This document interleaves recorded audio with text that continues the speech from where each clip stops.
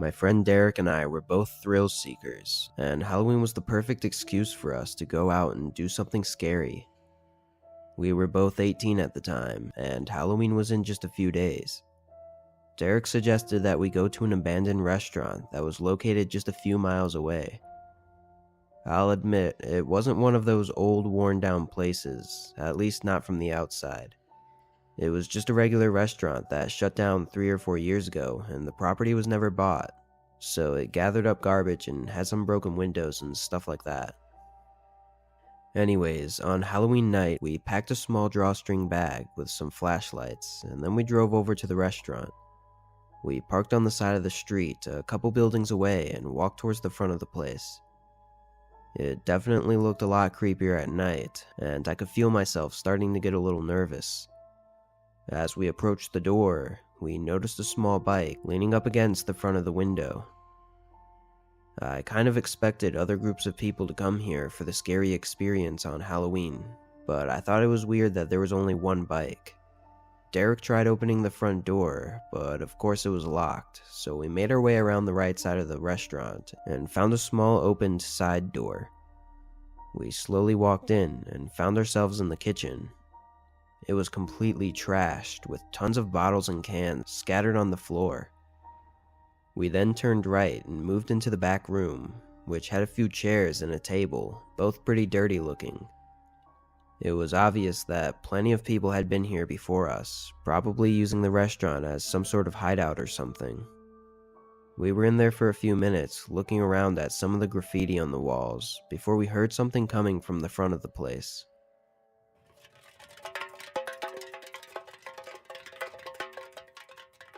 It sounded kind of like a small can rolling on the ground or something. Both of us looked at each other, a little shaken, but I guess that was the whole reason we went there in the first place. We stood there silently, listening for a minute, but we didn't hear anything else. I led the way, walking back through the kitchen and over to the doors that led into the main dining room. I tried to open it quietly, but it made way more noise than I was hoping. Derek followed me as I walked in and looked around the corner. Almost immediately, I noticed a can laying on the ground across the room. The way the dining room was set up, it was basically an L shape, so I could only see part of the room. Most of the tables were pushed over, and the chairs were broken. I was really shocked to see the place like this, as I had always thought it looked like just some regular, unsold, vacant building from the outside. Anyways, I started making my way down the room, and toward the other side so I could look into the other part of the dining room. Wait, do you hear that? Very softly, I could hear what sounded like breathing. It was so quiet, it was hard to tell for sure though. I took a few more slow steps, and then I looked around the corner. I froze, seeing an old man sitting on a chair in front of a table in the back of the dining room.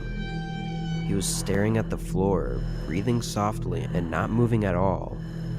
Derek grabbed me and we both rushed out of there and ran back to our car. I was so shaken up, I made Derek drive us back to his house. We spent the rest of Halloween night sitting in his room, just talking about what had happened and what we thought the guy was doing there. It's been a few years now, but every time I think about that situation and see the man sitting there, it still scares the shit out of me, and I have no idea what he was doing in that place alone. Halloween has always been one of my favorite holidays ever since I was a kid. I just enjoy the whole idea of spooky season and watching horror movies and everything.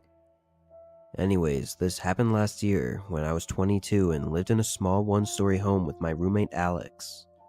It was Halloween night, around 9 p.m., and all the kids had pretty much finished trick-or-treating, so I put the candy away and turned off all the lights. Then we both sat down to watch some horror movies. We finished the whole movie, and I had Alex find us another one to watch while I went into the kitchen to grab some snacks. On my way into the kitchen, I thought I saw something move by the sliding glass door that led into the backyard. It startled me for a second, and I walked closer to the door, but I didn't see anything else. So I checked to make sure it was locked, and then I went to grab a bag of popcorn and made my way back to the couch.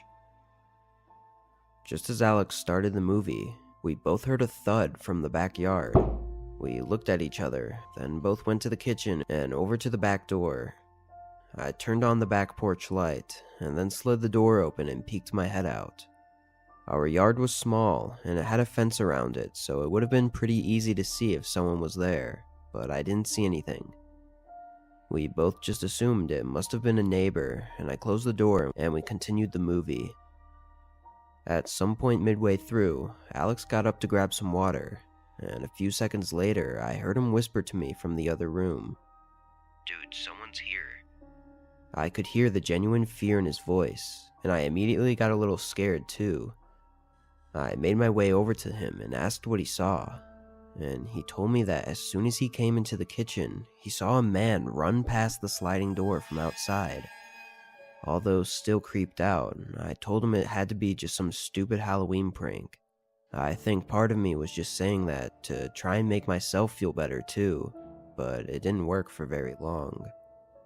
Only moments later, the front doorbell rang. I led the way, and Alex followed behind me as I walked over to the door and looked out the peephole.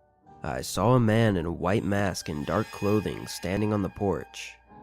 I could see he was holding a pillowcase too, and it looked pretty full, as if he had a bunch of candy in it. He was just staring at the door, not even moving or looking around.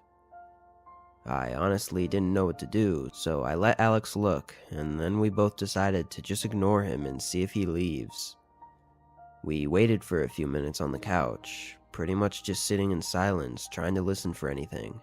Then I got up and looked again, and the man was gone, but he left his pillowcase on the porch, still full. Let's just call the cops. Something doesn't feel right about this. I agreed with him, and we went over to get my phone from the couch, but as I walked through the hallway, I saw the man standing with his mask against the sliding door in our backyard. I yelled for Alex, and we both ran to my bedroom and locked ourselves in. Alex pulled his phone out and called 911, while I moved a dresser in front of the door just in case. We were both freaking out, and I didn't want to take any risks. Only moments later, the guy started banging on our window, and I could hear him trying to open it from the outside. We had only lived there for a few months, and I honestly had no idea if the windows were even locked or not, as neither of us have ever touched them. Alex pulled the curtain back, and the man ran away. Luckily, the windows were locked. We waited in my room for almost 15 minutes before the police showed up.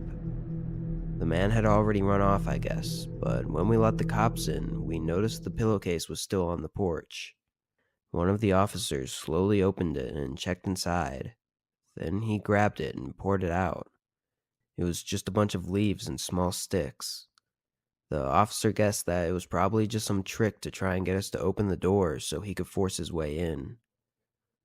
With nothing really to go off of though, they ended up leaving after taking a quick look around and not seeing anything.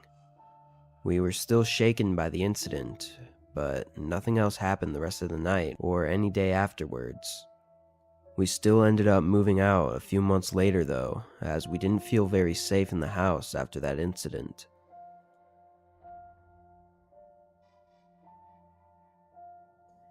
Every year, my town has a Halloween fair that opens up during the last week of October. It's basically just a bunch of Halloween-themed attractions like haunted houses and scary corn mazes. My friends and I like to go there before we started trick-or-treating, just to get us into the Halloween mood. So just like every other year, we met up there around 5. It was pretty busy, which is expected on Halloween, but basically every attraction had a really long line that was not worth waiting in. We looked around for a bit, then realized that the only thing with a short line was the corn maze. Something always made me feel weird about being in a corn maze. I think it was the fact that you kind of always feel lost and lose a sense of direction after a while. Anyways, we waited in line for a few minutes, then entered the maze. They had a bunch of creepy scarecrows and other props set up, which definitely made it more enjoyable than a regular corn maze. But after about 10 minutes, it got a little boring, and it felt as though we were just walking in circles. At one point, we crossed paths with some older guy in a scarecrow costume, who just kind of walked past us without saying anything. And then a few minutes later, we crossed paths again. I thought it was part of the attraction at first, but I also thought it was weird that he didn't actually try to scare us. Then again, it would also be weird for a grown man to be walking around alone in a corn maze, too. Another 10 minutes went by before we finally found our way out. We checked one more time to see how long the other lines were, but ended up just leaving as we didn't want to miss out on trick-or-treating for standing in a line all night. The fair was in the center of my neighborhood, so it made it easy to just cross a couple of streets and then start going house to house for candy. We'd gone to probably 20 houses and had made our way down a whole street before one of my friends in the group stopped us as we were walking down the sidewalk. Isn't that the guy from the corn maze? We looked up and towards where he was looking. Sure enough, the man in the scarecrow costume was standing on the other side of the street from us. He wasn't looking at us though. He was staring at the house that he was standing next to. We all thought it was pretty weird, and knew now that the guy was definitely not working for the fair. We skipped the next few houses to get some distance from the man, just in case. Then we continued our trick-or-treating as usual. Only a couple minutes later, we all saw the creepy scarecrow guy on the same side of the road as us, and walking towards us this time. He was only a few houses down from us, and by now we definitely knew that there was something wrong with this guy. We walked quickly down to the next intersection and turned left. From there, we ran as fast as we could to get to the next turn and made a right, hoping that he wouldn't have been able to see where we went. By now, we were all a little freaked out and really had no idea what this guy was trying to do, but it was definitely creepy. One of my friend's houses was just up ahead though, so we figured we could stay there for half an hour to make sure that he was gone, and then we could head back out.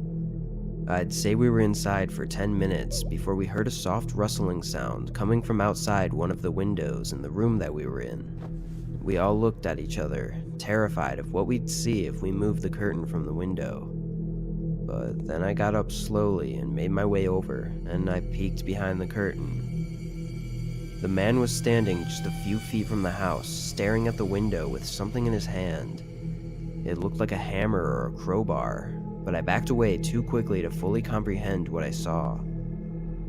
My friends knew exactly what the situation was, and we called 911 to report the guy for following us. Then my friend called his parents to let them know what was going on. It took a whole 5 minutes for the police to arrive, and during that time we didn't hear or see anything else. But as soon as the sirens were nearby, we all heard footsteps running away from the backyard. When the cops came up to the door, we explained in more detail what was going on, and they actually told us that there were multiple other reports of the guy in a scarecrow costume harassing people at the fair. We decided to just hang out at the house for the rest of the night, which really sucked because it kind of ruined our Halloween. But we all still had the feeling that that guy was somewhere not far, watching and waiting for us.